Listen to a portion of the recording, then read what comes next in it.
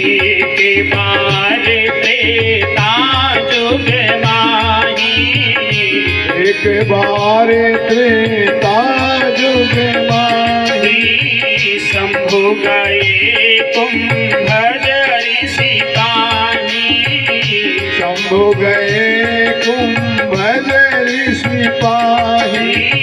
शंभु गए कुंभज ऋषि पाही, शंभु गए कुंभज ऋषि पाही। संग सती जग जननी भवानी, संग सती जग जननी भवानी।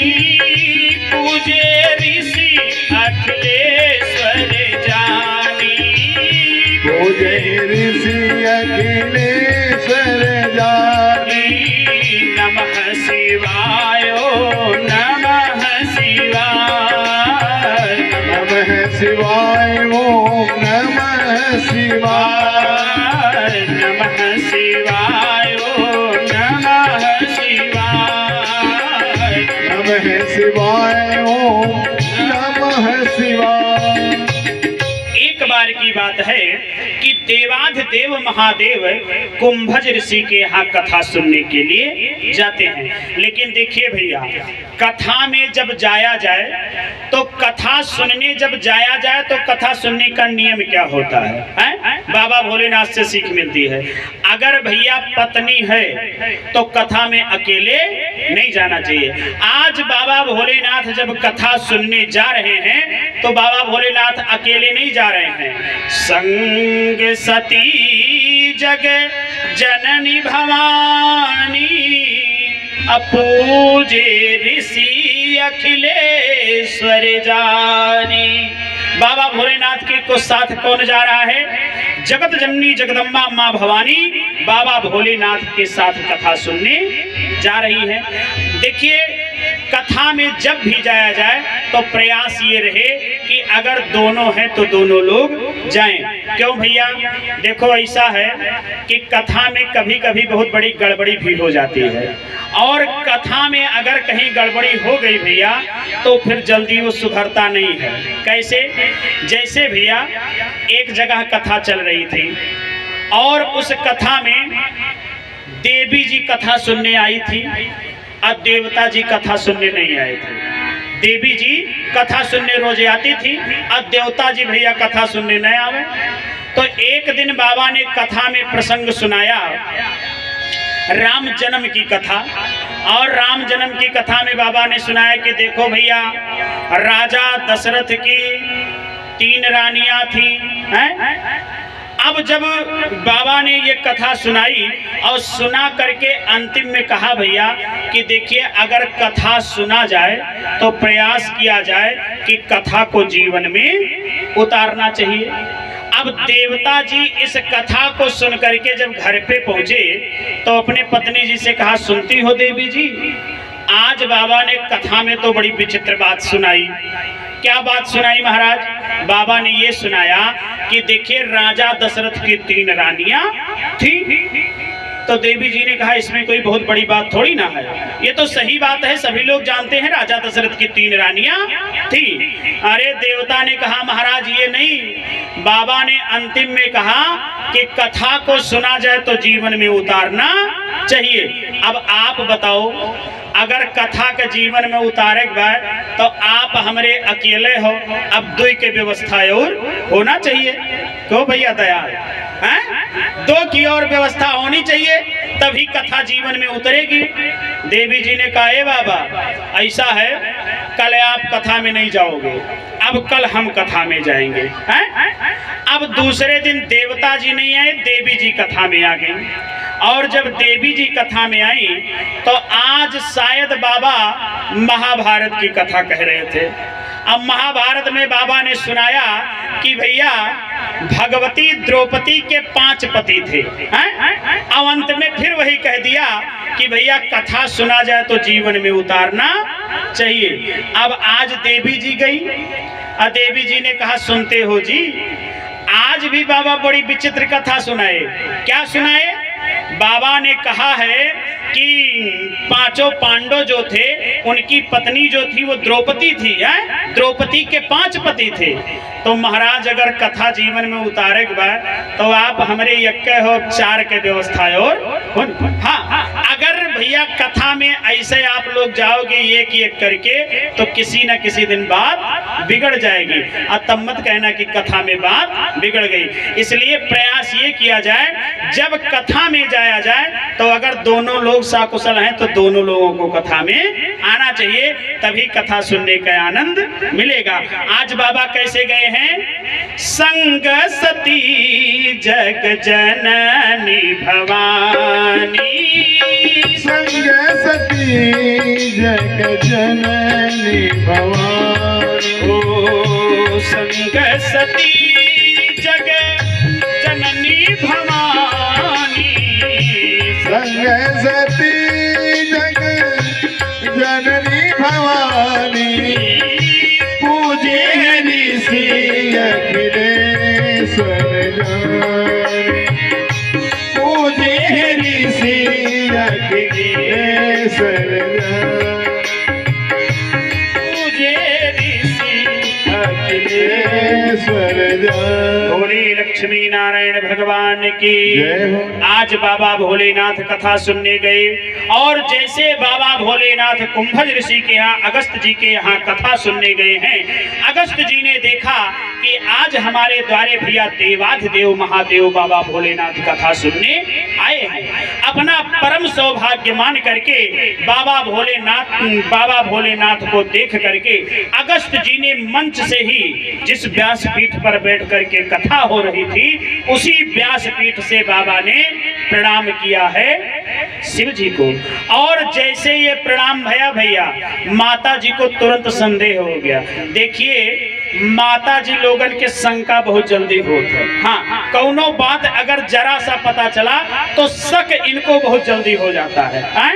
और एक बात जान लीजिए, अगर यन्हे कोनो चीज के लिए शंका हो गए तो भगवानों नहीं मिटा पाई है, इंसान को कौन करे। अगर माताओं में कोई बात बैठ गई। आज जब बाबा भोलेनाथ कथा सुनने गए और अगस्त ऋषि ने प्रणाम किया है तो ये देख करके सती जी को संदेह हो गया। संदेह ये भैया कि अरे भैया जिसके यहाँ हम कथा सुनने आए यही पंडित जी व्यास जी हमारा पूजा पाठ आरती कर रहे हैं तो ये हमको कथा क्या सुनाएंगे हैं? मैया कथा में तो बैठी हैं लेकिन मैया कथा को सुना नहीं, मैया कथा में नहीं सुनी है। और देखिए जो भगवान की कथा में जाता है और कथा में बैठता है, चाहे वो स्त्री हो चाहे पुरुष, और कथा में बैठ करके इधर उधर की बातों में समय बिताता है, भगवान की कथा नहीं सुनता है, भगवान के कथा का अपमान करता है, तो उसकी कितनी दुर्दशा होती है। मानस में देखिए आज मैया सती कथा में बैठी हैं लेकिन संदेह हो गया कि ये बाबा मुझको क्या कथा सुनाएगा, जो मेरा ही पूजा पाठ कर रहा है। मैया ने कथा को नहीं सुना।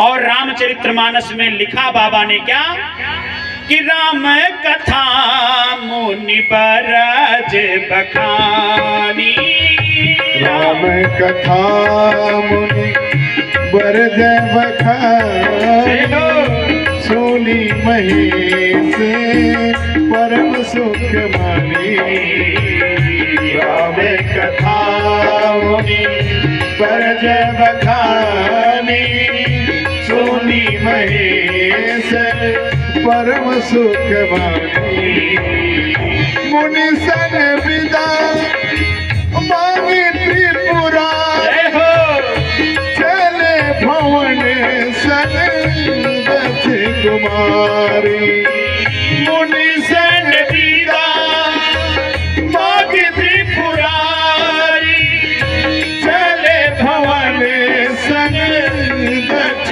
कुमारी, राम जय राम जय जय राम, श्री राम जय राम जय जय राम, श्री राम जय राम जय जय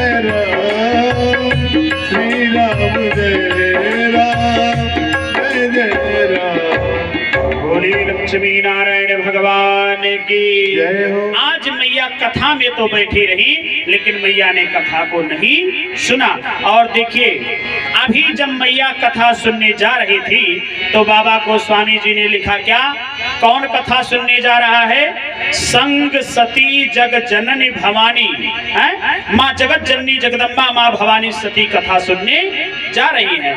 लेकिन जब मैया ने कथा में बैठी और मैया ने कथा को नहीं सुना है तो बाबा ने अंत में लिख दिया कि ना अब ये सती है, ना ये जगत जननी है, ना ये जगदम्बा है। अरे जो मेरी राम की कथा में बैठ करके मेरे राम की कथा का अपमान किया, जो कृष्ण की कथा में बैठ करके कृष्ण कथा का अपमान किया, उसका समाज में कोई स्थान नहीं हो सकता है।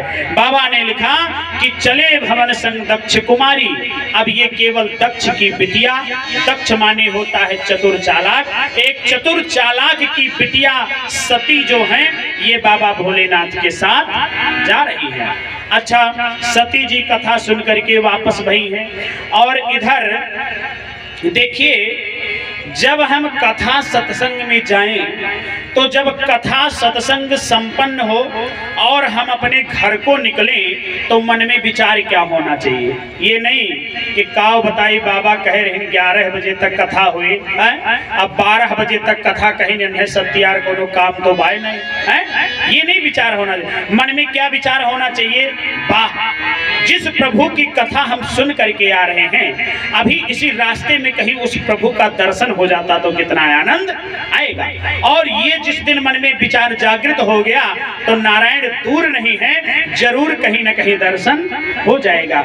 आज बाबा भोलेनाथ कथा सुन करके जब वापस भए हैं तो मन में विचार है क्या कि हृदय विचारत जात हरे, कही विधि दर्शन होए, और गुप्त रूप अवतर्यो प्रभु, गए जान सबको।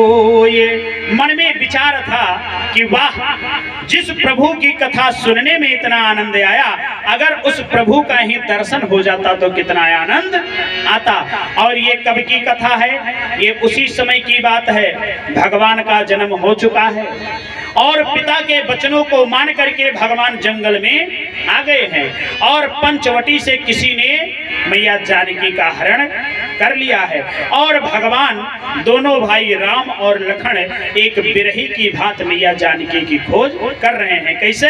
तेहि अवसर भंजन मही भारा, तेहि अवसर भंजन मही भारा, तेहि अवसर भंजन मही भारा, तेहि अवसर भंजन मही भारा, हरि रघुवंश लीन अवतारा, हरि रघुवंश लीन अवतारा, पिता तजन तजि राज उदासी, पिता बचन तजि राज उदासी, दंडक बिन विचरत अविनाशी, दंडक बन विचरत अविनाशी।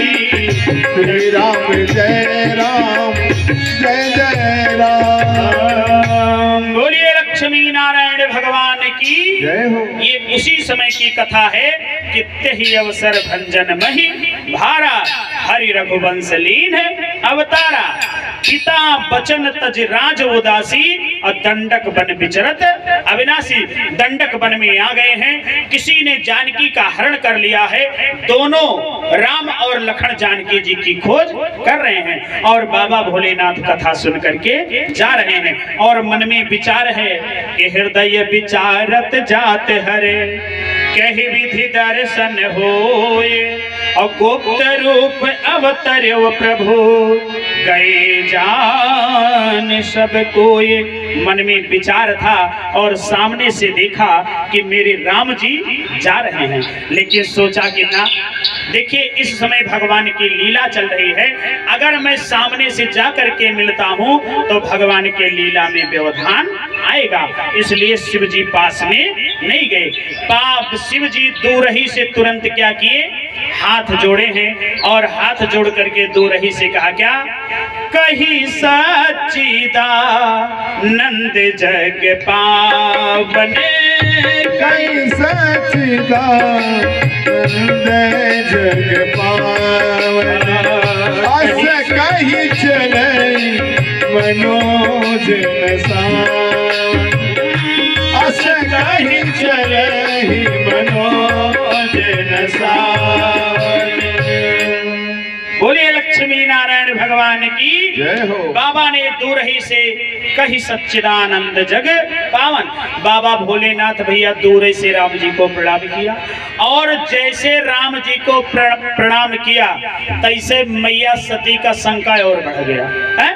सती का शंका और बढ़ा और सती सोचने लगी, अरे ये लागत भाई आज बाबा के ज्यादा भांग वांग चढ़ गया का है? एक तो ऐसे के यहाँ लेकर के गए कथा सुनाने जो भैया हमारे पूजा कर रहा था, वो हमको कौन सी कथा सुनाता।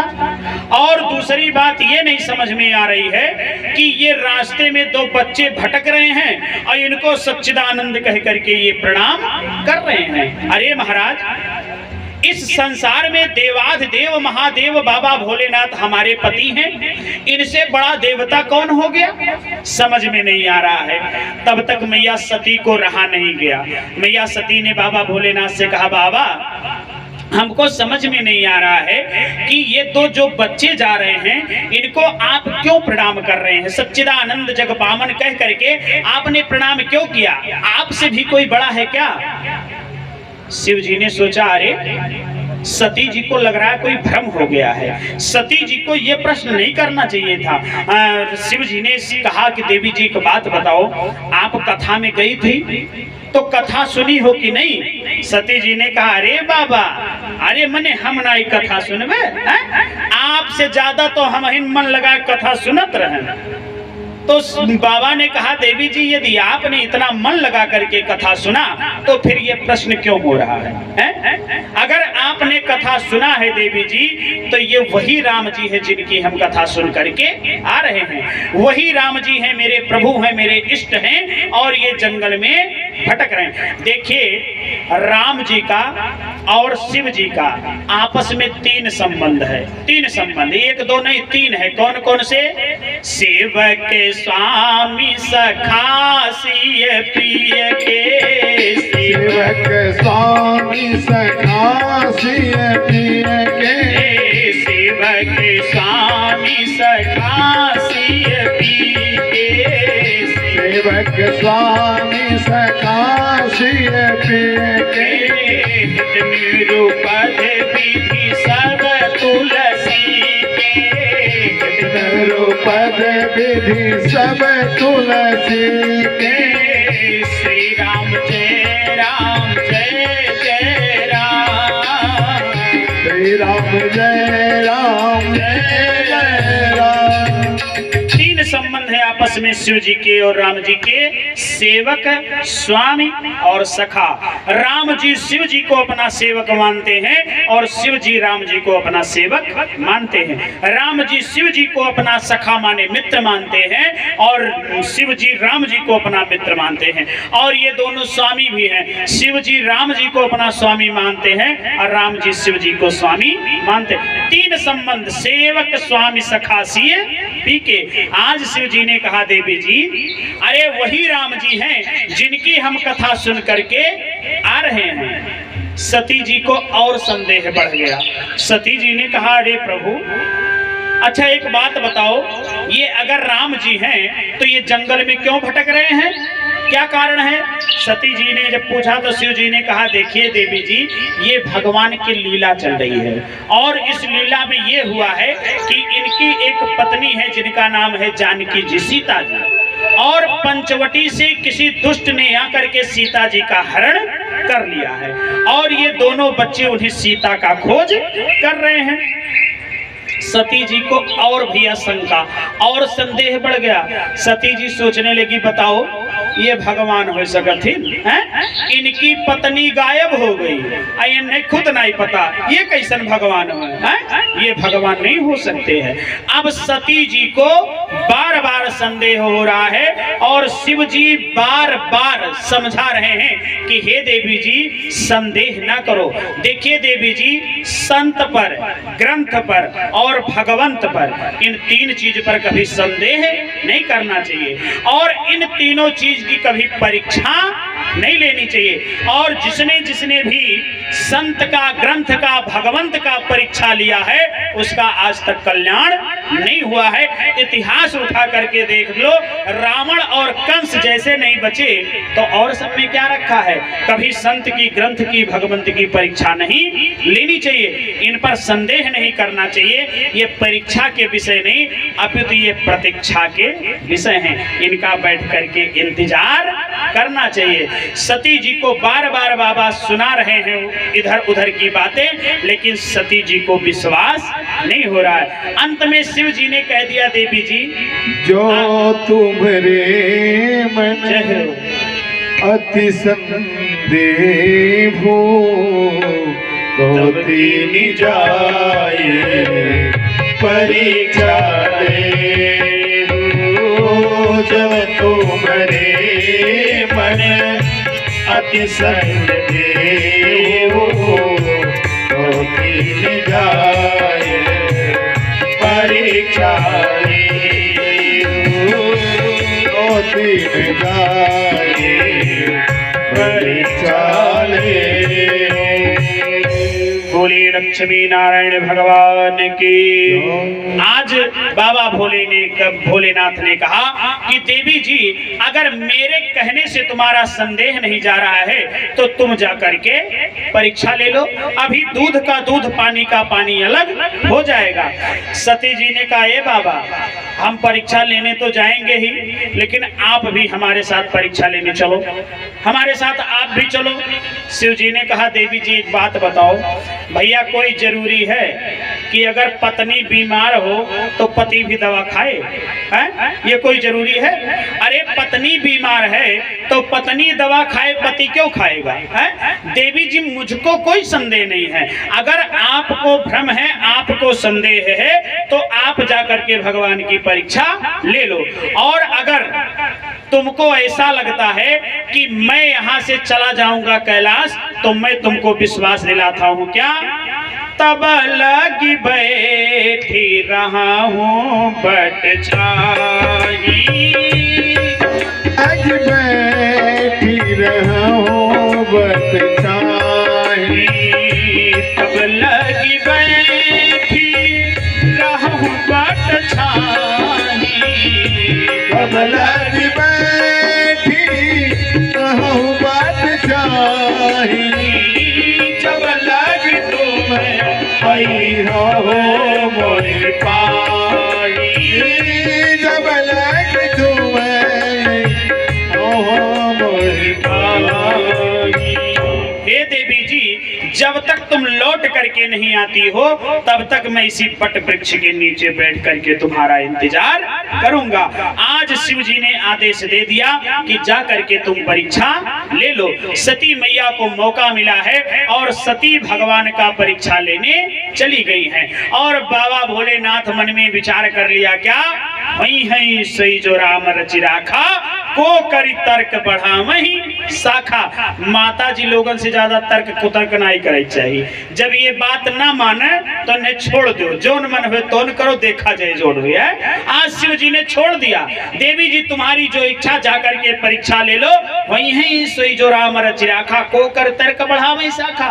क्या करने के लिए तर्क बढ़ाया जाए, जाकर के परीक्षा ले लो, अभी सब बात साफ हो जाएगी। सती मैया निकली है परीक्षा के लिए और बार बार मन में विचार कर रही हैं कि परीक्षा कैसे लिया जाए।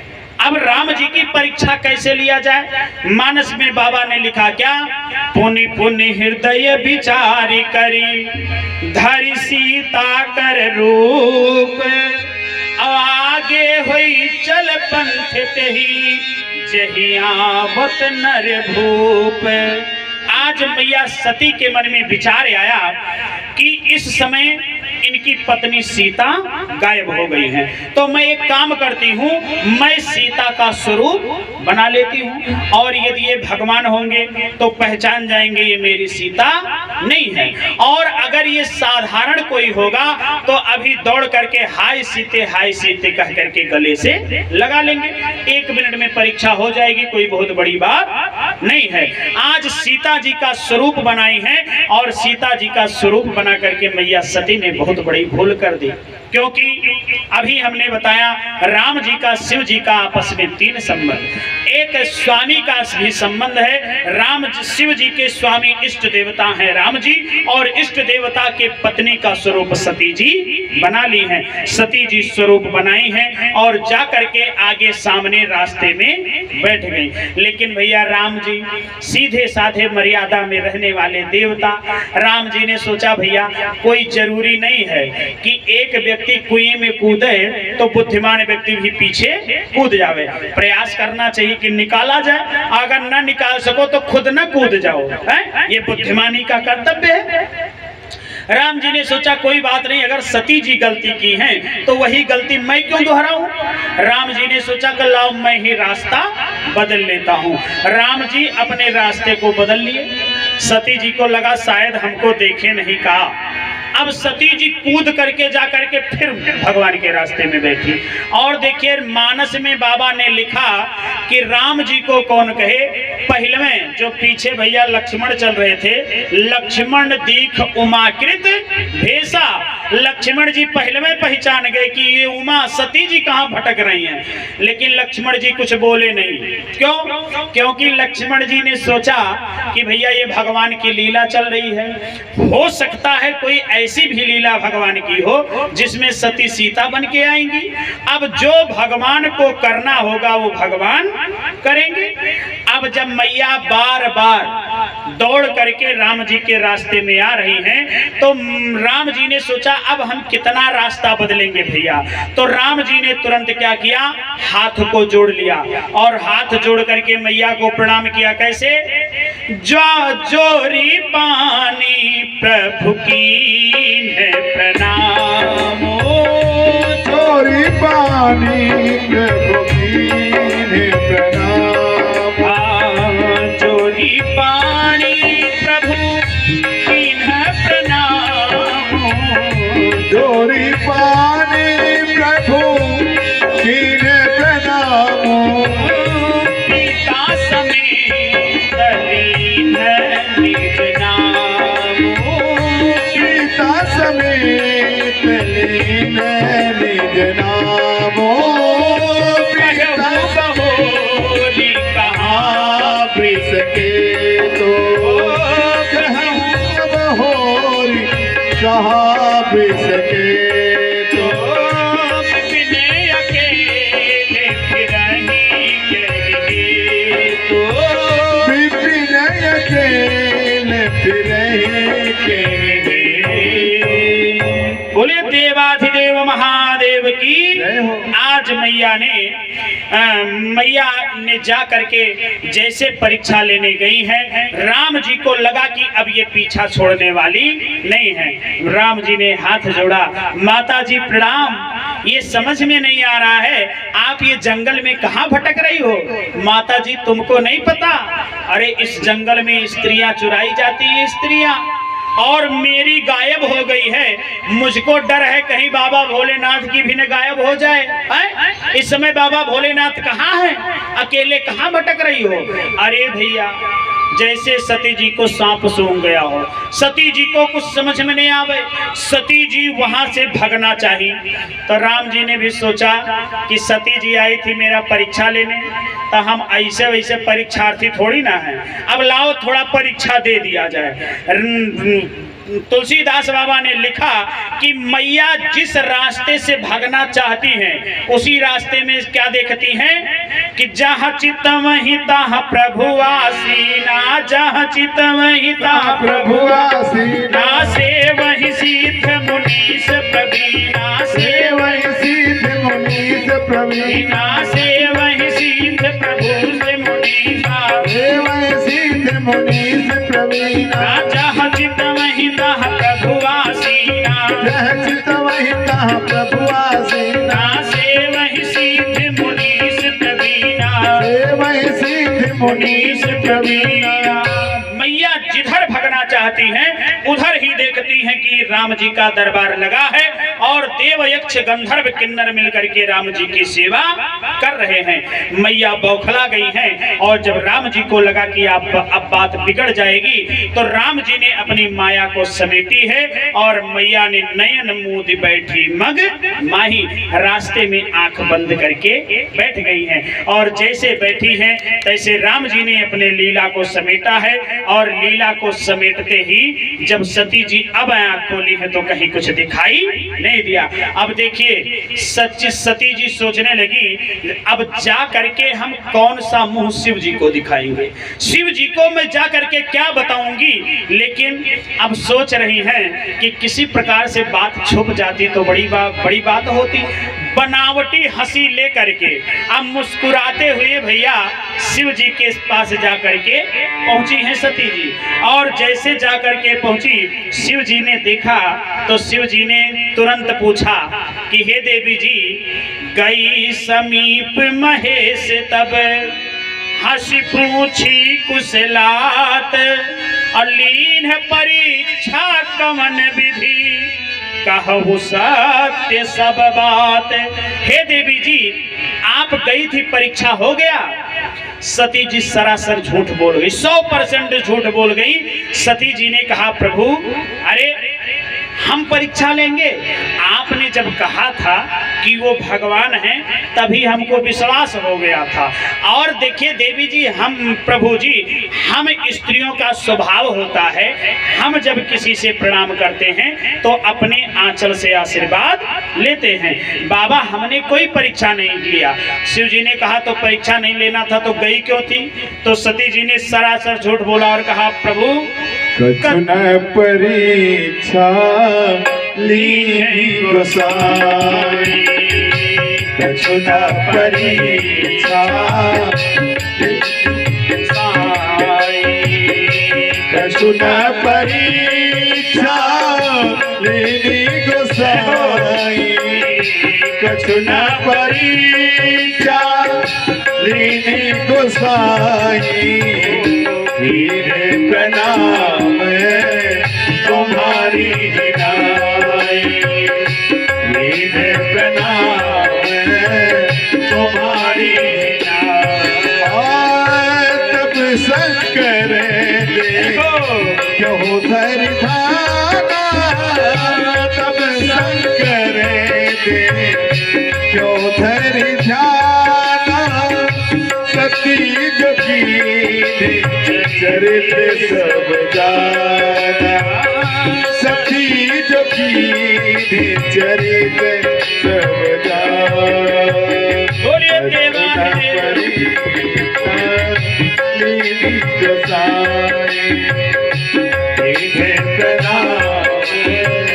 तुम्हारे देवाधिदेव महादेव की जय हो। आज सती जी सरासर झूठ बोल गई कि बाबा हमने कोई परीक्षा नहीं लिया। तो शिव जी ने कहा देवी जी यदि परीक्षा नहीं लेना था तो आप गई क्यों थी? सती जी ने कहा प्रभु जैसे आपने प्रणाम किया था ऐसे मैं भी प्रणाम करके वापस चली आई हूँ। शिव जी ने कहा देवी जी जब मेरे कहने से संदेह तुम्हारा नहीं गया तो हमको नहीं लगता है तुम ऐसा करके आई होगी। लेकिन यदि तुमने ऐसा किया हो तो हे सती तुम्हारा कल्याण हो। लेकिन 1 मिनट रुको, हम भी तो देखें। शिव जी ने आंखों को बंद किया है और ध्यान लगा करके देखा है तो देखते ही पता क्या चला कि आज सती जी जो है वो सीता का स्वरूप बना करके चली आई हैं। और सीता का स्वरूप देख करके शिव जी ने सोचा कि राम जी मेरे स्वामी हैं और स्वामी की पत्नी अपने माँ के समान होती है। आज सती जी ने बहुत बड़ी भूल कर दी। तो शिव जी ने मन ही मन सोचा कि अगर अब सती से मैं प्रेम करता हूँ तो मेरा धर्म संकट में पड़ जाएगा। जब अब करहु सती सन प्रीति तो मिटहि भगति पथ होहि अनीति। अगर सती के साथ प्रेम होता है तो मेरा धर्म संकट में पड़ जाएगा। तुरंत शिव जी ने मन ही मन संकल्प किया। क्या? शिव संकल्प की है मन माही, शिव संकल्प की है मन माही, शिव संकल्प की है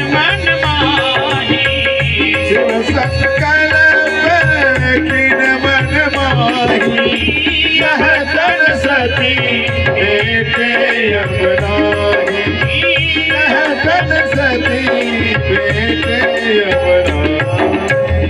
बाबा ने मन ही मन विचार किया है कि यह तन सती भेटे अब नहीं।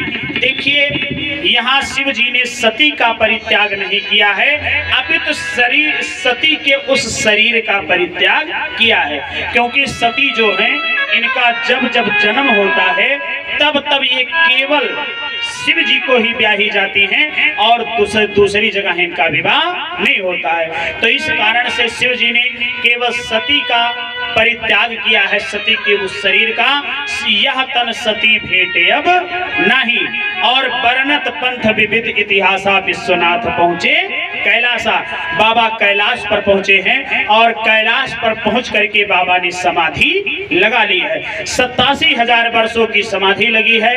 87,000 वर्ष तक सती जी बैठ करके शिव जी का इंतजार करती रह गई हैं। और 87,000 के बाद वर्षों के बाद जब शिव जी समाधि से जगे हैं, राम नाम शिव सिमरन लागे, तो जानहु सती जगतपति जागे।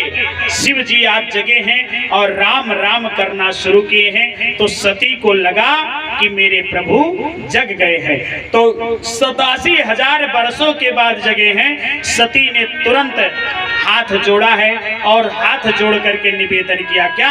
सती जी ने कहा कि प्रभु, अब हम राम कथा सुनना चाहते हैं। पूछहु रघुपति कथा प्रसंगा, सकल लोक जग पावनी गंगा। आज सती जी ने राम कथा पूछी है और शिव जी को लगा कि लग रहा है 87,000 वर्षों के बाद सती जी का अब दिमाग ठिकाने पर आया है, अब ये कथा सुनना चाह रही हैं। तो शिव जी ने तुरंत फिर एक काम किया है, एक आसन उठाया है और सन्मुख शंकर आसन दीना। आसन उठा करके रखा है, देवी जी इस पर बैठ जाओ, हम तुमको कथा सुनाएंगे। सती जी यहाँ फिर भूल कर गई। देखिए, पत्नी का ये धर्म नहीं होता है कि पति बिस्तर लगावे और पति आसन बिछावे तब देवी जी उस पर जा करके विश्राम करे। ये पत्नी का धर्म नहीं होता है। लेकिन आज शिव जी ने आसन दिया है, तुरंत सती जी जा करके उस पर विराजमान हो गई हैं और बाबा कथा सुनाना शुरू किए हैं। ये कब की कथा है? ये उस समय की कथा है कि आज दक्ष इनके जो पिता हैं, एक अपने यहाँ यज्ञ किए हैं और उस यज्ञ में सबके यहाँ निमंत्रण गया है, लेकिन शिव जी के यहाँ निमंत्रण नहीं गया है। और शिव जी भैया कथा सुना रहे हैं। और देखिए, जितने देवी देवता थे सब लोग जब यज्ञ में जाने लगे भैया, तो और कहूँ से नहीं, वहीं कैलाश के ऊपर से अपना विमान ले जा करके सब लोग निकल रहे हैं। अब सती जी भैया कथा सुन रही हैं, तब तक देखती हैं कि ऊपर से एक हेलीकॉप्टर गया, तो सोच रही हैं अरे ये आखिर में आज सभी देवी देवता सज धज करके कहाँ जा रहे हैं, हमको कुछ पता ही नहीं है। अच्छा, फिर कथा सुनना शुरू करती हैं। अब थोड़ी देर में फिर एक निकला, सती जी से फिर नहीं रहा गया। सती जी ने सोचा लाओ बाबा से पूछ लेते हैं, हो सकता है इनको पता हो। सती जी ने हाथ जोड़ा, प्रभु ऐसा है, एक बात बताते, ये समझ में नहीं आ रहा है, ये सभी विमान कहाँ जा रहे हैं। शिव जी ने कहा, हे देवी जी, अरे तुम बैठी हो कथा सुनने, तुम कथा सुनो, कौन कहाँ आ रहा है, कौन कहाँ जा रहा है, इससे क्या मतलब है। सती जी फिर चुप हो गई।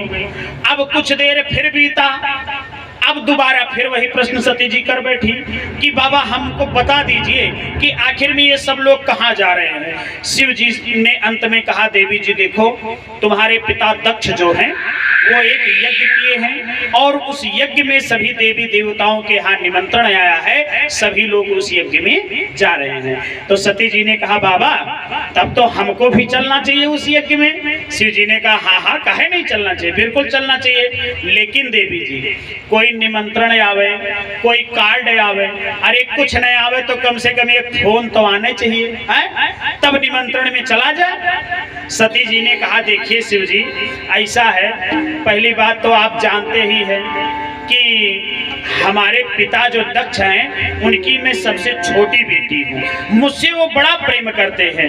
पत्र तो जरूर भेजा होगा, लेकिन हो सकता है कहीं रास्ते में फंसा हो, पत्र ना आया हो, लेकिन आएगा जरूर प्रभु। शिव जी ने कहा तो कोई बात नहीं देवी जी, जब आएगा तो हम चलेंगे जरूर। अरे केकर ससुराल जाएगा नहीं मन कहा, बिल्कुल चला जाएगा, आने दीजिए कार्ड ना।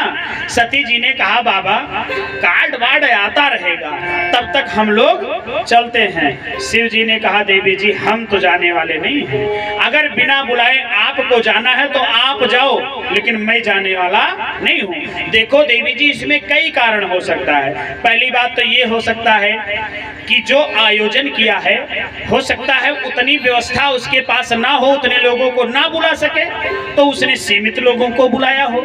सती जी ने कहा महाराज तो उसमें हम भी तो विशेष हैं, हम बेटी हैं, हमारा जाना बहुत जरूरी है। शिव जी ने कहा देखो अब बात से बात तो हारेगी नहीं है, लेकिन मैं नहीं जाऊंगा। तो सती जी ने पूछा आखिर में आप जाना क्यों नहीं चाहते हैं? तो शिव जी ने आज कारण बताया कि देखो देवी जी तुम्हारे पिताजी हमसे ईर्ष्या करते हैं, दोष करते हैं, इसलिए उन्होंने यहाँ निमंत्रण ना भेजा है और ना कोई निमंत्रण आएगा। सती जी ने पूछा आज तक सती जी को अभी ये बात नहीं पता है कि शिव जी से और इनके पिता दक्ष से अब बात बिगड़ गई है। सती जी ने पूछा प्रभु कारण क्या है? तो शिव जी ने बताया कि देवी जी एक समय की बात है, ये दक्ष जो है ब्रह्मा जी का पुत्र है, तो ब्रह्मा जी ने दक्ष को प्रजापतियों का राजा बनाया, और जब राजा बनाया तो राजा बनते ही दक्ष ने एक स्वागत समारोह का आयोजन किया, और उस आयोजन में सभी देवी देवताओं के यहाँ निमंत्रण गया, सभी लोग उस आयोजन में आए थे। और भैया पूरी सभा एकत्रित भई, और सबसे अंत में ये दक्ष सीना चौड़ा किए और उस सभा में पहुंचा। अरे प्रभुता पाहि जाहि मद नाही, प्रभुता मिलने के बाद, कोई पद मिलने के बाद स्वाभाविक है अहंकार हो जाता है, और आज राजा बन गया है, अहंकार में चूर होकर के मदमस्त होकर के और आकर के पहुंचा है उस राज्यसभा में, उस स्वागत समारोह में। वहां जब पहुंचा है तो जब अपने ऊंचे सिंहासन पर चढ़ा है तो देखा सभी देवी देवता आसन छोड़ करके खड़े हो गए हैं, लेकिन उसी सभा में ब्रह्मा विष्णु महेश थे। ब्रह्मा विष्णु महेश ने आसन छोड़ करके ये खड़े नहीं हुए, और जब ये खड़े नहीं हुए तो ब्रह्मा जी को विष्णु जी को तो कुछ नहीं बोला, लेकिन घूम करके और शिव जी से कहा कि रे भाइयों, अगर शिष्ट व्यक्तियों के बीच में कोई एक अशिष्ट व्यक्ति आकर के बैठ जाए तो उस समाज की शोभा बिगड़ जाती है। सभी लोग सोचने लगे भैया यहाँ तो सभी देवी देवता इकट्ठा हैं, कौन ऐसा अशिष्ट आ गया जो राजा ऐसा बोल रहा है? सभी इधर उधर देखने लगे। तब तक दक्ष का अहंकार इतना बढ़ गया कि दक्ष ने कहा अरे इधर उधर क्या देखते हो, अरे इस शंकर को देखो, शंकर को, भूत प्रेतों के साथ रहने वाला, नंगा नाच करने वाला, भांग धतूर खाने वाला, कभी शिष्ट व्यक्तियों के साथ बैठा हो तब तो कुछ इसको शिष्टाचार आवे है। इसको इतना नहीं पता है कि जब समाज में राजा आता है तो स्थान को छोड़ देना चाहिए है? ये मेरे सम्मान में खड़ा नहीं हुआ, और मान लो ये राजा के नाते न खड़ा होता तो रिश्ते में मैं इसका बाप लगता हूँ, अपना बाप समझ करके खड़ा हो जाता। देखिए दक्ष जो है ये पिता लगते हैं शिव जी के। कैसे?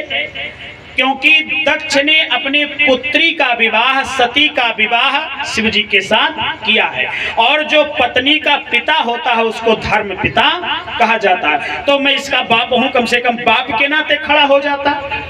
अब भैया जब उल्टा सीधा बोलने लगा तो नंदी जी को नहीं रहा गया, बगल में बैठे थे नंदी जी खड़े भये, और जैसे खड़े भये तैसे शिव जी ने हाथ पकड़ा, ये कहा ए भैया बैठो, कुछ बोलना नहीं है। ऐसा है देखो भैया ससुरारी में सबके गाड़ी मिलत है, लेकिन थोड़े अंतर यही है कि ससुराल में है माता जी लोग गरियावत थी, हमरे यहाँ अंतर ही है कि हमारे ससुर जी हमें गरियावे थे, गरियावे तो कोनो बात नहीं, कुछ न बोलो। अच्छा, नंदी जी बैठ गए और देखिए जैसे आप किसी के ऊपर नाराज होइए और उसको उल्टा सीधा बोलिए, अगर वो मुंह लटका करके केवल सुनता ही रहे, कुछ बोले ना, तो क्रोध है और बढ़ता है, हैं? हम इतना बोलते चले जा रहे हैं, इसको शर्म नहीं आ रही, कुछ बोल नहीं रहा है, सर नीचे किए खड़ा है। अब दक्ष का क्रोध है और बढ़ गया, और क्रोध इतना बढ़ा भैया कि अंत में शिव जी को श्राप दे दिया। मैं शिव को श्राप देता हूं कि आज के बाद किसी भी यज्ञ में शिव को कोई भाग नहीं दिया जाएगा। अरे महाराज, इतना कहते देर ना भाई कि नंदी जी खड़े भये, और नंदी जी को अब की बार शिव जी नहीं रोक पाए। नंदी जी ने कहा, अरे दक्ष, जब से तू आया है बड़बड़ बड़बड़ किए चला जा रहा है, और तुमने मेरे स्वामी को श्राप दे दिया, मैं भी तुमको श्राप देता हूं, तेरा गला कट करके बकरे का गला लग जाएगा। दक्ष को श्राप मिला है, तो जैसे दक्ष को श्राप मिला तो दक्ष के तरफ जितने विद्वान ब्राह्मण बैठे थे सब खड़े हो गए। अरे तुमने मुझको, मेरे राजा को श्राप दे दिया, मैं श्राप देता हूं कि जितने भी शिव के गण हैं ये सब पाखंडी हो जाए। अब सभी शिव के गण खड़े हो गए। अरे महाराज, तुम लोगों ने हमको श्राप दे दिया, मैं भी श्राप देता हूं कि ब्राह्मण अपने मार्ग से भटक जाए। शिव जी ने सोचा, भैया ये स्वागत समारोह हो रहा है कि श्राप समारोह हो रहा है? ये तो पूरी व्यवस्था नष्ट भ्रष्ट हो गई। शिव जी ने सोचा, गड़बड़ी कहाँ से हुई है? गड़बड़ी हमसे हुई है। अगर हम खड़े हो गए होते तो ससुर जी हमारे नाराजे न होते हैं, तो लाओ हम ही यहाँ से चले जाते हैं, अभी सारी समस्या खत्म हो जाएगी। शिव जी भैया धीरे से उठे और अपने गणों को लेकर के चले गए। शिव जी ने सती से कहा कि देवी जी, वैसे मैंने कोई उनका अपमान नहीं किया था, लेकिन अब वो जबरदस्ती अपना अपमान मान बैठे तो हम क्या करें, हैं? और उसी का बदला लेने के लिए आज उन्होंने यज्ञ किया है और उसमें हमको आपको नहीं बुलाया है। तो जब इस प्रकार से शिव जी ने कहा तो सती जी ने बड़ा सुंदर तर्क दिया। सती जी ने कहा, प्रभु आप अपनी कथा में ये भी सुनाते हैं कि कुछ जगह ऐसा होता है जहां बिना बुलाए जाना चाहिए। कहाँ कहाँ? जदपि मित्र पितु प्रभु गिरु गेहा, जदपि मित्र पितु प्रभु गिरु गेहा, जदपि मित्र पितु प्रभु गुरु गेहा, जदपि मित्र बिन बोलहु न संदेहा, जायहु बिन बोलहु न संदेहा। नमः शिवाय, नमः शिवाय, नमः शिवाय, नमः शिवाय, हर हर भोले नमः शिवाय, नमः शिवाय, ओम नमः शिवाय, हर हर बोले नमः शिवाय। बोलिए भागवत भगवान की। आज मैया सती ने कहा कि प्रभु आप कहते हैं कि मित्र के यहाँ, पिता के यहाँ, गुरु के यहाँ और भगवान के मंदिर में और किसी कथा भागवत में बिना बुलाए जाना चाहिए। इतना जगह अगर निमंत्रण ना आया है तो भी जाना चाहिए। अब ये नहीं कि यहाँ कथा चल रही है तो भैया सब लोग सोचे काओ बताई हमारे यहाँ अनिल बाबू कार्ड ना दिन तो हम कैसे कथा सुने चली आए, ये गलत बात है। देखिए आप कथा में आएंगे तो उसमें आपका ही कल्याण होगा, उसमें अनिल बाबू का कुछ होने वाला नहीं है। निमंत्रण गया है तो भी सही, नहीं गया है तो भी सही, लेकिन भगवान की कथा में जरूर जाना चाहिए। कथा में जाने से अपना ही कल्याण होगा, उसमें दूसरे का कोई फायदा नहीं होता है। मैया ने तर्क दिया है तो बाबा भोलेनाथ ने कहा, देवी जी ये बात तो तुमको याद है कि इतनी जगह जाना चाहिए, पिता के यहाँ, गुरु के यहाँ, भगवान के मंदिर में, मित्र के यहाँ बिना बुलाए जाना चाहिए। लेकिन मैं कथा में ये भी सुनाता हूँ, ये कहाँ बोल गई क्या कि आवत ही हर से नहीं नैनन नहीं सने। तुलसी वहाँ जाइएगा कंचन बन से में प्रभु जी कंचन बन से आवत ही हर से नैनन नहीं सने। तुलसी वहाँ जाइएगा कंचन बर से में प्रभु जी कंचन बर से में। हे देवी जी, मैं कथा में ये भी सुनाता हूँ कि आवत है हर से नहीं, वहां पर जाना अनुचित है। जहां जाने से देख करके प्रसन्नता न हो, एक दूसरे को देख करके जलन होने लगे, वहां नहीं जाना चाहिए। सती जी को बार बार तर्क दे करके प्रभु समझाते हैं, लेकिन सती जी आज भी मानने वाली नहीं है। और जब नहीं माना है तो सती जी से बाबा ने कह दिया, देवी जी आप जाना चाहती हो तो आप जा सकती हो, क्योंकि वो आपके पिता का घर है। सती जी अपने पति के बात का अनादर करके और कैलाश से निकल ली हैं। और देखिए भैया, जो भगवान शिव की बात नहीं मानता है तो शिव जी उसके पीछे अपना द्विगुण लगा देते हैं। बाबा ने तुरंत श्रृंगी और भृंगी को बुलाया, बेटा इधर आओ। आ गए। हाँ बाबा। बाबा ने कहा एक बात बताओ बेटा, ननियौरे जाबो ननियौरे? लड़के से पूछो ननियौरे जाग बात। अरे लड़के कैसे मानने वाले भैया? हाँ बाबा, हाँ हम जाएंगे मामा के यहाँ। तो बाबा ने कहा तो एक काम करो, अब हमको ये पता है सती जी लौट करके नहीं आएंगी, यानी कि जितना सर सामान है सब गठरी बांध के रखो और प्रेम से ले जाओ इनके पिता के यहाँ पहुंचाओ। श्रृंगी भृंगी के साथ मैया सती अपने पिता के यहाँ गई हैं। लेकिन वहां परिणाम क्या हुआ है, सती जी जब पहुंची हैं तो वहां कौन मिला? सादर भले ही मिली एक माता, सादर भले ही मिली एक माता, सादर भले ही मिली एक माता, सादर भले ही मिली एक माता, भगनी मिली बहुत मुस्काता, भगनी मिली बहुत मुस्काता, भगनी मिली बहुत मुस्काता, भगनी मिली बहुत मुस्काता।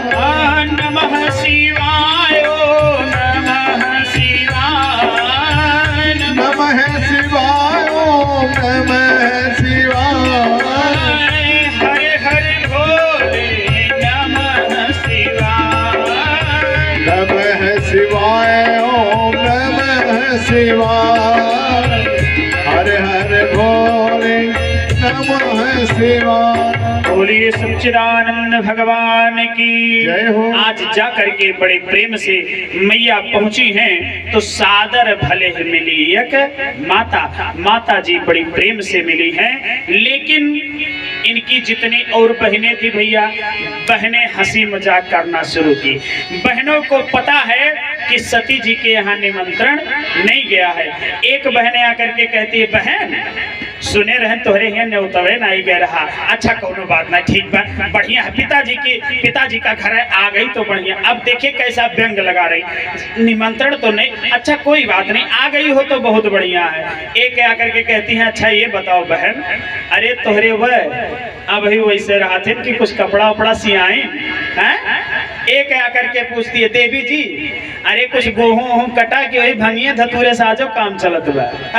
एक से एक जलन कर बोल रही हैं सभी लोग। सती जी को ये बर्ताव अच्छा नहीं लगा, लेकिन सती जी ने सोचा चलो कोई बात नहीं। सती जी आगे जब बढ़ती हैं तो आज सती जी क्या देखती हैं कि सभी देवी देवता दक्ष के यहाँ पहुंचे हैं। लेकिन जब सभी देवी देवताओं ने सती जी को देखा है तो सभी देवी देवता अपने मुख को घुमा लिए हैं। सती जी सोचने लगी, अरे यही सभी देवी देवता अभी कल तक कैलाश पर आते थे और नाक रगड़ते थे। आज क्या बात है, कोई सती को नहीं देखना चाहता है। तो सती को पता चला कि मेरे पिता का आदेश है कि अगर सती के यहाँ से कोई आता है, चाहे वो शिव हो चाहे मेरी बिटिया हो, अगर उसका कोई सम्मान करेगा तो फिर उसको दंड दिया जाएगा। दक्ष के डर के मारे कोई देवता इनसे मिल नहीं रहा, ना कोई दंडवत, ना कोई प्रणाम, ना कोई हाल, ना कोई चाल। आज कोई सती जी को देखना नहीं चाहता है। सती जी ने सोचा, अरे चलती हूँ पिताजी के पास। पिताजी ने भी देखा है तो मुख को मोड़ लिया है। सती जी को बड़ा अटपटा लगा। सती जी को बड़ा अटपटा लगा। सती जी ने सोचा कि कोई बात नहीं, यहाँ मेरा कोई सम्मान नहीं कर रहा है, तो अब यहाँ तक आ गई है तो चलते हैं, हम यज्ञ का दर्शन करेंगे और दर्शन करने के बाद यहाँ से कैलाश को जाएंगे। सती जी गई है यज्ञशाला में। यज्ञशाला में जब गई है सती जी, तो सती जी ने देखा कि सभी देवी देवताओं का भाग लगा है, लेकिन शिव जी का यज्ञ में कहीं कोई भाग नहीं लगा है। और देखिए, अगर कोई पतिव्रता स्त्री होगी तो वो अपने पति का अपमान कभी सहन नहीं कर सकती है। भले ही उसका बाप होगा, भले ही उसका भाई होगा, उससे भी बदला लेने के लिए तैयार हो जाएगी अगर उसके पति का अपमान हो रहा है। सती जी को अपने पति का अपमान नहीं सहा गया है। सती जी तुरंत गई है उसी यज्ञशाला में और उत्तर दिशा में अपने अंगूठे से योग अग्नि को प्रकट करके अपने शरीर को जला दिया। कुछ लोग कथा में सुनाते हैं कि सती जी यज्ञ के कुंड में कूद करके अपने शरीर को जलाया है, लेकिन ऐसी कोई कथा आती नहीं है। रामायण में भी गोस्वामी तुलसीदास बाबा ने लिखा है कि असकहि जोग अग्नि तन जारा, योग की अग्नि को प्रकट करके मैया ने अपने शरीर को जलाया है। किसी कुंड में मैया ने नहीं कूदा है, क्योंकि कुंड में यज्ञ नारायण का वास होता है और मैया किसी देवता का अपमान नहीं कर सकती है, शिव की पत्नी है। इसलिए योग अग्नि को प्रकट करके उत्तर दिशा में यज्ञशाला में अपने शरीर को जला दिया है। कथा आती है, समय ज्यादा हो रहा है, संक्षेप विधि से हम लोग चलते हैं, क्योंकि बाबा का विवाह भी होना है अभी है। और बाबा भैया चल चुका है खलीलाबाद से। हाँ, अब वही वाला है। बोलिए भागवत भगवान की जय हो। हाँ, पहले जाएंगे तमेश्वरनाथ, वहां से इधर आएंगे, तब तक हम लोग कथा सुनते हैं। आज सती जी ने शरीर को छोड़ा है तो श्रृंगी भृंगी ने जाकर के शिव जी को बताया है कि सती ने शरीर को छोड़ दिया। शिव जी बड़े क्रोधित भय हैं और क्रोध के मारे अपने जटा से एक बाल पकड़ा है और उठा करके खींच करके बाल वही जमीन पर पटका है कि वीरभद्र जी महाराज प्रकट भय हैं। बोलिए वीरभद्र जी महाराज की।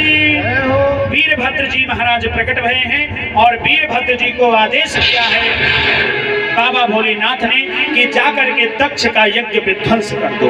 तुरंत वीरभद्र जी आए हैं। पहले तो दक्ष का गला काट करके उसी कुंड में स्वाहा कर दिया है। जितने लोग वहां थे सबको मार पीट के भगाया है। यज्ञ कुंड को नष्ट भ्रष्ट कर दिया है, यज्ञशाला को नष्ट भ्रष्ट कर दिया है। और जब ये स्थिति हुई है, आज शिव जी एकदम सती के मोह में बौखला गए हैं। कथा आती है कि शिव जी सती के शरीर को लेकर के त्रिभुवन में घूमने लगे हैं। भगवान ने सोचा ये तो लीला में व्यवधान हो रहा है, तो भगवान ने तुरंत क्या किया है, अपने चक्र सुदर्शन से शरीर को काटा है। और मान्यता ये है कि जहां जहां सती के शरीर का जो जो अंग गिरा है वही वही शक्ति पीठ बन करके तैयार गया है। जो 52 शक्ति पीठ की कथा आती है, ये 52 शक्ति पीठ जो है ये सती के शरीर है। जैसे जहां आंख गिरा वहां नैना देवी तैयार हुई, जहां मुकुट गिरा वहां पाटेश्वरी जी आकर के पहुंच गई। ऐसे ऐसे 52 शक्ति पीठ, जैसा जो अंग गिरा है वैसे वैसे 52 शक्ति पीठ जो आज कलयुग में दर्शन करने को मिलते हैं, ये सती के शरीर है। उसके बाद सभी देवी देवता जाकर के बाबा भोलेनाथ से निवेदन किए हैं, स्तुति विनय किए हैं। तो बाबा भोलेनाथ क्षणे तुष्टा क्षणे रुष्टा रुष्टा तुष्टा क्षणे क्षणे, 1 मिनट में नाराज होते हैं तो 1 मिनट में प्रसन्न हो जाते हैं। शिव जी प्रसन्न भय हैं। देवताओं ने कहा प्रभु जब आप ही यज्ञ का विध्वंस करना शुरू कर दोगे तो फिर संसार में कोई यज्ञ नहीं हो पाएगी, आप इस यज्ञ को पूरा कराओ। शिव जी गए हैं और शिव जी ने आदेश दिया है कि जाओ और जिसका गला सबसे पहले मिल जाए उसी का ला करके हमारे ससुर जी को लगाओ। तो लोग गए हैं तो एक बकरा मिला, उसी का गला काट करके अल्लाह करके इनके शरीर में जोड़ा गया। दक्ष की जय हो। बकरे का गला लगाया गया है और जब लगा है तो वो बकरा जो है में करना शुरू किया है, बम बम बम बम बम। और आज भी जब कोई भक्त बाबा भोलेनाथ के सामने बम बम बम बम बम बम करता है तो उस समय बाबा भोलेनाथ को अपने ससुर जी की याद आ जाती है और बाबा भोलेनाथ बड़े प्रसन्न हो जाते हैं। इसीलिए बाबा भोलेनाथ के सामने बम बम बम बम किया जाता है और कोई दूसरा कारण नहीं है। शिव जी ने यज्ञ को पूरा कराया है और दक्ष ने आशीर्वाद दिया है कि हमसे बहुत बड़ी भूल हो गई, लेकिन मैं आशीर्वाद देता हूँ यज्ञ में जितना भी सामान बचेगा वो सब अंत में शेष भाग शिवाय नमः आपको दे दिया जाएगा। उसी दिन से यज्ञ में अंत में जितना चीज बचता है सब बाबा भोलेनाथ को समर्पित हो जाता है। शिव जी ने यज्ञ को पूरा कराया है और देखिए शिव जी के सती का बिछोह हुआ और देखिए भगवान की व्यवस्था कितनी बढ़िया है। सती जब रही तो सती जी पूरा जीवन विरह के अग्नि में जलती रह गई। तो बाबा भोलेनाथ ने सोचा, नारायण ने सोचा अब की सती को ऐसा जगह भेजेंगे जो पूरा जीवन एसी में मौज करें हैं? तो सती जी विरह के अग्नि में जलती रही तो अब की बार पार्वती के रूप में और हिमांचल राज मैना जी के यहाँ पार्वती जी का जन्म हुआ। हिमांचल राज वो है, हिम माने बर्फ और बर्फ का पहाड़ जो है उनको कहते हैं हिमांचल राज। पूरा बर्फ में ले जा करके सती को पार्वती के रूप में भगवान ने भेजा है। सती का जन्म भया है मैना मैया के यहाँ, राजा हिमांचल के यहाँ बड़ी बधैया बजी है और बधैया बजने के बाद भैया परिणाम ये हुआ कि एक दिन देवर्षि नारद जी आए हैं। देवर्षि नारद जी आए हैं तो मैया मैना तुरंत अपनी पुत्री को लेकर के और नारद जी के पास जाती है। नारद जी के पास जा करके नारद जी से कहती है कि हे नारद जी त्रिकालज्ञ सर्वज्ञ तुम और गति सर्वत्र तुम्हारे और कहूँ सुता के दोष गुण मुनिवर हृदय विचारी। हे त्रिकालज्ञ प्रभु, हे नारद जी महाराज, जरा हमारी बिटिया का हस्तरेखा देखो और इसमें क्या गुण है क्या दोष है, जरा इसके बारे में कुछ वर्णन करो।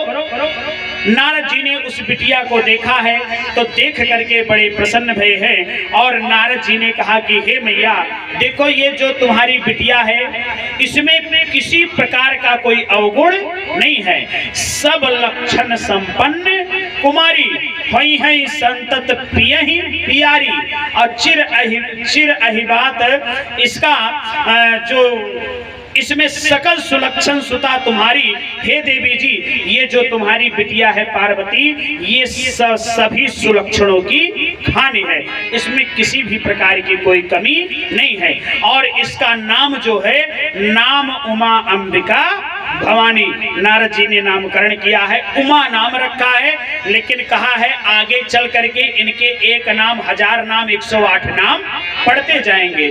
और उसके बाद नारद जी ने कहा देवी जी आपकी बिटिया तो सब लक्षण संपन्न कुमारी, लेकिन देवी जी सुनहु जे अब अवगुण दुईचारी।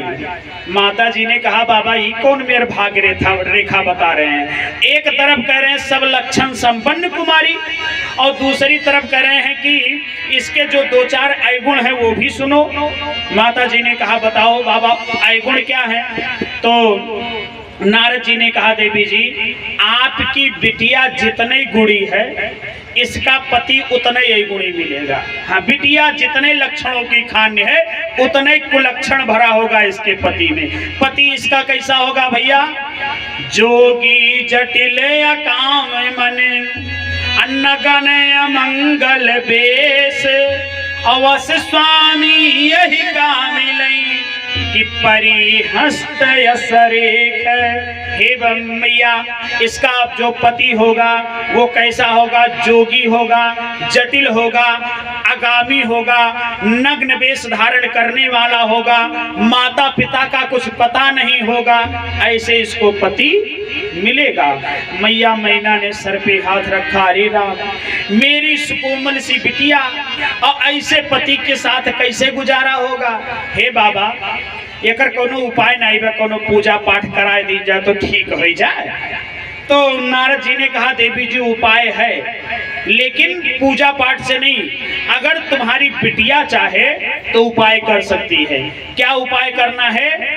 जब तप कराय कुमारी तुम्हारी, जब तप करहि कुमारी तुम्हारी, पावई बेटी सकहि त्रिपुरारी, पावई बेटी सकहि त्रिपुरारी, जो तप करहि कुमारी तुम्हारी, जो तप करहि कुमारी तुम्हारी। बोली लक्ष्मी नारायण भगवान की जय हो। नारद जी ने बताया है कि अगर तुम्हारी बिटिया तपस्या करे तो हो सकता है कुछ परिवर्तन हो जाए। नारद जी बता करके गए हैं, कथा बड़ी विस्तार से है। 5 वर्ष की अवस्था है, बड़ी कम उम्र में पार्वती मैया तपस्या के लिए जाती है। कुछ ही दिन में मैया ने तपस्या किया है, और तपस्या जब मैया शुरू की है तो मैया की बहुत परीक्षाएं हुई हैं। देखिए जब कोई धर्म के मार्ग पर चलता है तो उसको बड़े बड़े संकटों से गुजरना पड़ता है। धर्म का काम इतना आसान नहीं है। मैया गई हैं तो सप्तऋषियों के द्वारा परीक्षा हुआ है, तमाम तरह की परीक्षाएं मैया की भई हैं, लेकिन मैया हर बात में जन्म कोट लगी रगड़ हमारी, बरहु शंभु न तर रहूं कुमारी। मेरी ये इच्छा है, मेरी ये प्रबल इच्छा है और मेरी ये प्रतिज्ञा है, अगर मेरा विवाह होगा तो शिव से होगा, नहीं तो पूरा जीवन में कुमारी रह जाऊंगी। राम जी ने जब ये जाना है कि आज सती जो है ये पार्वती के रूप में आई हैं और हट करके बैठ गई हैं कि विवाह शिव से करना है, तो राम जी गए हैं और जा करके पार्वती जी से कहा कि सफल हो गया आपका मनोरथ और आप चलो अपने घर और हम चलते हैं बाबा को मनाते हैं विवाह के लिए। और इधर गई हैं मैया जी घर पे और भैया राम जी आ गए कैलाश पे। अब कैलाश पे जैसे आए शिव जी ने देखा, शिव जी ने प्रणाम किया, राम जी ने भी प्रणाम किया। उसके बाद बाबा भोलेनाथ ने कहा कि राम जी ये आज बहुत दिनों के बाद कैलाश पर कैसे आना हुआ? राम जी ने कहा देखो मित्र, ऐसा है कि हमारे पास पत्नी है और आपके पास पत्नी नहीं है, तो मैं ये चाहता हूं कि आपका विवाह हो जाए और हम और तुम दोनों मित्र बराबर हो जाए। शिव जी ने कहा ए भैया, हम एक बार विवाह किए थे तो हमारी देखो वो दुर्दशा भई, अब हम दोबारा विवाह करने वाले नहीं, मैं विवाह नहीं करूंगा। राम जी ने हाथ जोड़ा, कहा अरे प्रभु देखिए हम तुम्हारे लिए बहुत बढ़िया दुल्हन देख के आए हैं। और हाथ जोड़ करके कहा प्रभु कि अब बिनती मम सुनहु शिव, जब मो पर निजने तो जाय विवाह शैल जही, यह महिमा गे देहु। मैं निवेदन करता हूं प्रभु आप विवाह कर लीजिए। शिव जी ने कहा कि आप चाहे जो करो, हम विवाह करने वाले नहीं हैं। तो अभी हमने बताया भैया ना कि राम जी के और शिव जी के आपस में 3 संबंध हैं। आज राम जी ने अपना तीनों संबंध दांव पर लगाया। कैसे? इसी एक दोहे से आइए समझते हैं। राम जी ने कहा कि प्रभु देखिए 3 संबंध है, सोच विचार के बात कीजिएगा। अरे कोई संबंध मानो हमारा ना तो शिव जी ने सोचा कि लाओ हम इसको अपना सेवक बनाते हैं। अब सेवक कभी अपने स्वामी से नहीं कह सकता कि चलो तू विवाह करो, है? सेवक की हिम्मत नहीं होगी कि स्वामी से कहे चलो तुम विवाह करो। तो शिव जी ने होशियारी लगाई और कहा देखो तुम मेरे सेवक हो, सेवक की तरह रहो, मुझको आदेश मत दो। तो राम जी ने कहा अगर आप मुझको सेवक मानते हो तो सेवक का क्या काम होता है? सेवक केवल निवेदन कर सकता है। तो मैं निवेदन करता हूँ क्या कि अब बिनती मम सुनहु शिव, मेरा निवेदन है, क्या निवेदन है? विवाह कर लीजिए। शिव जी ने कहा भैया हमारा तुम्हारा ये रिश्ता खत्म, आज एक रिश्ता ये खत्म हो गया। अच्छा अब विनती मम सुनो शिव, खत्म हो गया। शिव जी ने कहा तुम हमारे मित्र और हम तुम्हारे मित्र, अब मित्रता का केवल रिश्ता रहेगा। तो देखिए एक मित्र का एक मित्र के प्रति क्या होता है? केवल प्रेम होता है, स्नेह होता है। तो शिव जी ने कहा अगर आप मुझसे प्रेम करते हो तो क्या करना है कि अब विनती मम सुनहु शिव, तो जो मो पर निज नेह, अगर मुझसे प्रेम करते हो तो क्या करना है? विवाह कर लीजिए। शिव जी ने कहा भैया हमारा तुम्हारा ये भी रिश्ता खत्म, आज से हमारा तुम्हारा कोई मित्रता नहीं है, मैं विवाह नहीं करूंगा। अब अंतिम रिश्ता बचा। राम जी ने कहा देखो बाबा अब हम तुम्हारे स्वामी और आप हमारे सेवक, और मैं आदेश देता हूँ क्या, जाय विवाह शैल जही, जा करके उस शैलराज की पुत्री से विवाह कर लो। शिव जी ने कहा ऐसा है आप जाओ अपने घर और हम रहेंगे अपने घर, हमार तो हर कौनो रिश्ता नहीं, सब खत्म। राम जी ने सोचा गजब फंस गए भैया, उधर देवी जी से कहे आए हम तुम्हारा विवाह कराएंगे, यार ई बाबा मन ही वाला नहीं है। राम जी निराश हो करके भैया और कैलाश से लौटे। आज जैसे लौटे तो कैलाश के बाहर आए तो गेट पर देखा लिखा गया है कि दानियों में महादानी बाबा भोले नाथ। राम जी सोचे काम बन जाएगा, लौट करके फिर गए। अब जब लौट करके गए तो शिव जी ने कहा ए भैया जब सब कुछ खत्म हो गया तब क्या करने आ रहे हो? राम जी ने कहा सब खत्म हो गया वो मैं भी जानता हूँ, लेकिन मैं एक बात बताने आया हूँ। क्या? ये जो आप बहुत बड़ा सा बोर्ड लगाए हैं बाहर दानियों में महादानी बाबा भोलेनाथ, उसको उतरवा करके रख दीजिए, आपके बस का कुछ नहीं है। शिव जी ने कहा अरे आज तक जो मेरे दरबार में आया है कभी कोई खाली नहीं गया है, झोली खाली आई है लेकिन यहाँ से भर के गई है। तो राम जी ने कहा अगर आज तक ये हुआ है तो अब बिनती मम सुनहु शिव, जब मोह पर निज नेह, तो जाय विवाह शैल जही, अय्या मोहि मांगे देहु, मैं यही मांग रहा हूँ कि चल करके उनसे विवाह कर लो, और अगर मेरी याचना आज पूरी नहीं होगी, आप मुझको मांगने से नहीं दोगे तो ये बोर्ड उतार करके तभी हम यहाँ से जाएंगे। शिव जी ने कहा गजब भैया फंस गए, अब ये हम कैसे कर सकते हैं? शिव जी ने कहा प्रभु हम हार गए और मैं मान लिया, मैं आपके आज्ञा को सिरोधार करता हूँ। राम जी ने कहा ना बाबा सिरोधार न करो, और कहीं सिरोधार करो और आपके सर पे गंगा जी बहती हैं और वही गंगा जी के साथ हमारे आदेशों बह जाए, इतना मेहनत के बाद तो मनाए हैं, ऐसा करो ये सिर पे रखने वाली चीज नहीं है। तो शिव जी ने कहा कि शंकर स्वयं मूर्ति उर राखी, वो आदेशात्मक जो मूर्ति थी बाबा राम जी की, उसी मूर्ति को उठा करके अपने हृदय में बसा लिया है। और इधर भैया राम जी गए अब पूरे देवताओं से कहे भैया विवाह तय हो गया है बाबा भोलेनाथ का, बड़े मेहनती, आज सब जने तैयारी बनाओ, बराते चलना है भैया हैं? अच्छा के बराते चले हैं? क्यों जाए वाला नहीं भाई, देखो ए राम हो, अच्छा घबराओ ना, जब बराते न जाओ तो पता लगे। बोलिए भागवत भगवान की।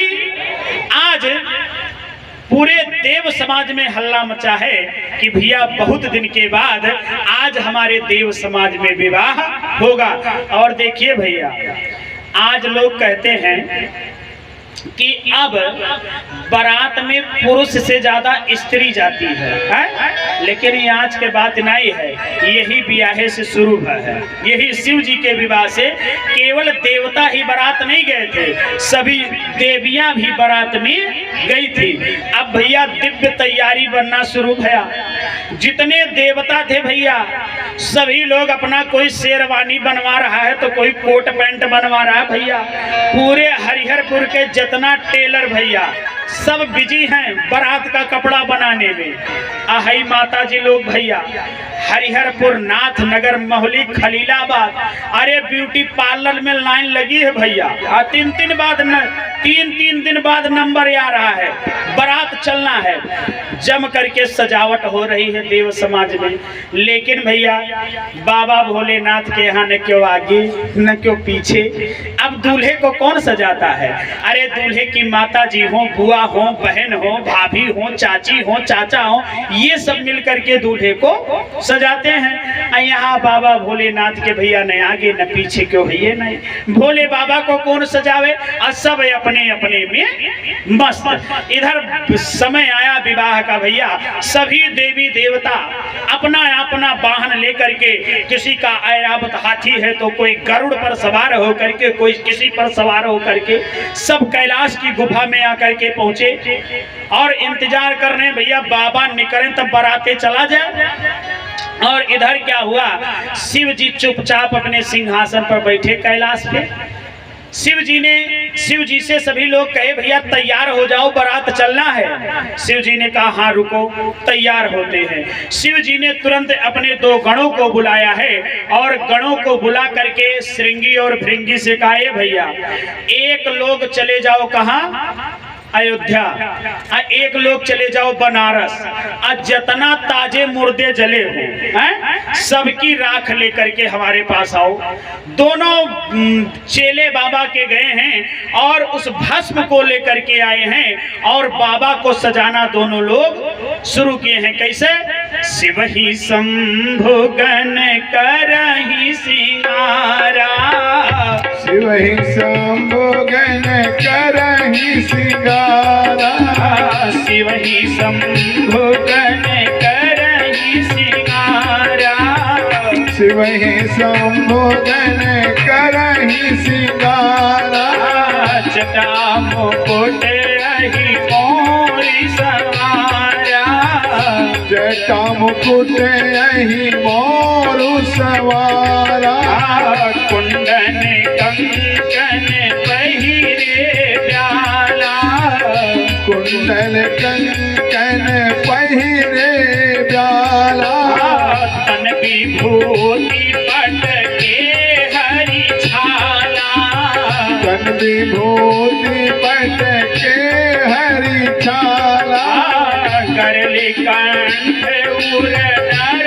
सिर माला, करले कंठ उर नर सिर माला, यवस वेश शिव धाम कृपाला, शिव वेश शिव धाम कृपाला, कर त्रिशूल अरुण डमरू विराजा, कर त्रिशूल अरुण डमरू विराजा, चले बसह चढ़ी बाजहि बाजा, चले बसह चढ़ी बाजहि बाजा, नमः शिवाय ओम नमः शिवाय, नमः शिवाय ओम नमः शिवाय।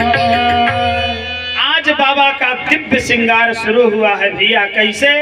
शिव ही शंभु गण करई सिंगारा। दोनों शिव जी के गण श्रृंगी और भृंगी बाबा का श्रृंगार कर रहे हैं। शिव ही शंभु गण करई सिंगारा, जटा मुकुट अहि मौर समारा।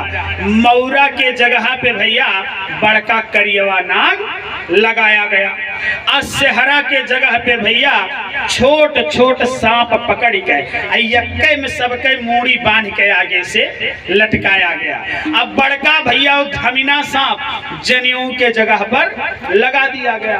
अब काने में कुंडल के जगह ही पर भैया बड़ी बड़ी करी बीछी। हाँ, और उसके बाद हाथों में छोटे छोटे सांप लपेटे गए भैया। अब बाघंबर पहन करके हाँ, अब अपने सवारी पे बैठ के बाबा कैलाश से बाहर निकले।